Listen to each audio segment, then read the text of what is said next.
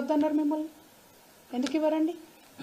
ఇప్పుడు కాంగ్రెస్ పార్టీలో ఆయన నిన్న బాగా పాపం ఆయన ఫ్రస్ట్రేషన్ అంతా ముఖ్యమంత్రి గారు ఇంద్రవెల్లి సభలో చూపించారు. ఏం మాట్లాడినరు నిన్న? మమ్మల్ని ఎవరో పడగొడతారట అన్నారు. మిమ్మల్ని మేము పడగొట్టాల్సిన అవసరం లేదు. మీ కాంగ్రెస్ పార్టీ వల్ల కాల్బట్టి పడగొడతారు. మొన్న మీరు మీ అనుంగు శిష్యుడు అద్దంకి దయాకర్ గారికి మీరు ఎమ్మెల్సీ ఇస్తే వెనక్కి తీసుకునేలాగా మిమ్మల్ని ప్రెజర్ చేసి నల్గొండ నాయకులు ఎవరనేది మొత్తం ప్రపంచం అంతా తెలుసు. అదే నల్గొండ నాయకులు, అదే ఖమ్మం నాయకులు రేపు మిమ్మల్ని పడగొడతారు. కాంగ్రెస్ పార్టీకి అలవాటే కదా, ఇయాలో ముఖ్యమంత్రి ఉంటాడు, రేపు ముఖ్యమంత్రి ఉంటాడు. మాకు అవసరం లేదు. ప్రజలు మమ్మల్ని ప్రతిపక్షంలో ఉండమన్నారు, ప్రతిపక్షంలో ఉంటాం. నిరంతరం వాళ్ళకి గుర్తు చేస్తుంటాం మీరు చేయాల్సిన పని ఏందని. ముఖ్యమంత్రి ఎవరు ఉంటారు అన్నది మాకెందుకంటే. చేయమంటావు వద్దంట. పార్టీ ఎట్లా డిసైడ్ చేస్తే అట్లా ఫాలో అవుతాం. అంటే మా సొంత నిర్ణయాలు ఉండేవి కదా బ్రదర్. మా పార్టీ కొంచెం డిసిప్లిన్ ఉంటుంది, కాంగ్రెస్ పార్టీ లెక్క కాదు కదా. మేమే ప్రకటించుకోం కదా. సాఫ్ట్ హిందుత్వ కానీ లేకపోతే పూలే విగ్రహం అంతా కూడా పార్టీకి కొంత ఇబ్బందికరంగా బాగా కనిపిస్తుంది. టికెట్ ఇచ్చే పరిస్థితి ఉందా అంటారా? మిమ్మల్ని పరిశీలన తీసుకుంటారా?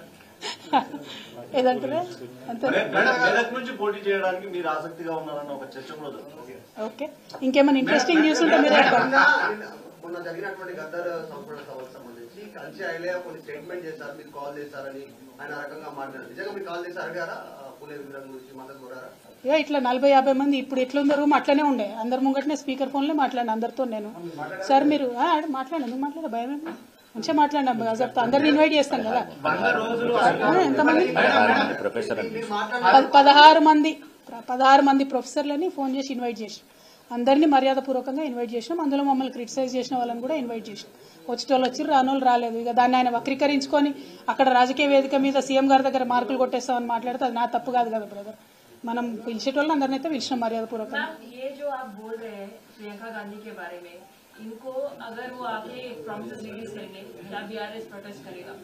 देखिए, मैं तो पर्सनल तौर पे बराबर प्रोटेस्ट करूंगी, क्योंकि प्रियंका मैडम आज तक जिंदगी में सरपंच भी नहीं बन पाए. उन्होंने कहीं से कंटेस्ट नहीं किया और फिलहाल इस वक्त तेलंगाना स्टेट में उनके पास कोई प्रोटोकॉल नहीं है. अगर गवर्नमेंट के तरफ से कोई प्रोग्राम ऑर्गेनाइज करके गवर्नमेंट के डायस पे उनको बुलाते हैं तो हम जरूर प्रोटेस्ट करेंगे, क्योंकि आज हर जिले में जो कांग्रेस के मंत्री जाते हैं, हमारे एमएलएस को प्रोटोकॉल कहीं नहीं दे रहे, हमारे सरपंचेस को प्रोटोकॉल नहीं दे रहे, हमारे जेडपीटीसीस को प्रोटोकॉल नहीं दे रहे. आप यहाँ लोकल बीआरएस पार्टी को हर जगह प्रोटोकॉल में इंसल्ट करते हो और ऐसे शख्सियत को बुलाना चाहते हो जिनके पास कोई प्रोटोकॉल नहीं है. हम जरूर प्रोटेस्ट करेंगे बीआरएस पार्टी की तरफ से. एज अ पर्सनल लेडीज का जो प्रोग्राम इनॉग्रेट कर रहे हैं, अच्छी बात है. सोनिया मैडम को बुलाओ भाई, वो एमपी है, एटलीस्ट इट मेक्स सेंस.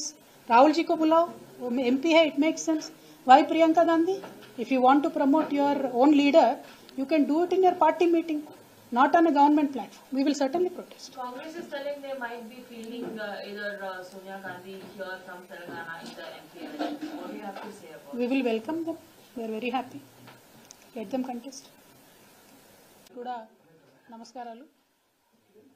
గత కొన్ని రోజులుగా కాంగ్రెస్ పార్టీ నుండి అనేకమైనటువంటి విమర్శలు భారత్ జాగృతి సంస్థ మీద, నా మీద వ్యక్తిగతంగా చేస్తున్నటువంటి సందర్భంలో మరి నిన్న ఇంద్రవెల్లిలో ఒక పెద్ద భారీ బహిరంగ సభలో రాష్ట్ర గౌరవ ముఖ్యమంత్రి వర్యులు యనుమల రేవంత్ రెడ్డి గారు చేసినటువంటి విమర్శ నేపథ్యంలో ప్రజలకు నా వైపుగా, నా వంతుగా నేను చెప్పాల్సిన 2 మాటలు చెప్పడానికి ఇవాళ పత్రికా మిత్రుల సమావేశం ఏర్పాటు చేయడం జరిగింది.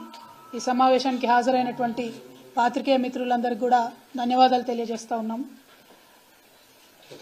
నిన్న ఇంద్రవెల్లిలో పెట్టినటువంటి భారీ బహిరంగ సభలో పెద్ద ఎత్తున ఏర్పాట్లు చేశారు. వేలాదిగా కుర్చీలు వేశారు, పెద్ద పెద్ద స్టేజ్లు వేశారు, లైట్లు పెట్టిండ్రు. వీటన్నిటికీ పొద్దున పూటనేమో ప్రభుత్వ పరంగా కార్యక్రమాలు చేసుకున్నారు. సాయంత్రం పూట అదే ప్రాంగణంలో కాంగ్రెస్ పార్టీ యొక్క సభను ఏర్పాటు చేయడం జరిగింది. ఇవాళ గౌరవ ముఖ్యమంత్రి రేవంత్ రెడ్డి గారిని మేము సూటిగా ప్రశ్నిస్తూ ఉన్నాం.